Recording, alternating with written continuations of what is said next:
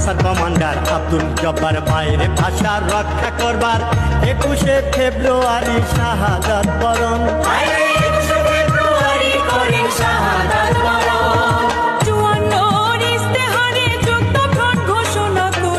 সশস্ত্র বাহিনী রূপে আনসার হবে গঠন গো, সশস্ত্র বাহিনী রূপে আনসার হবে গঠন। 58তে সামরিক শাসন, 62তে শিক্ষা আন্দোলন, 66তে 6 দফা মুজিবের গঠন। 66তে 6 দফা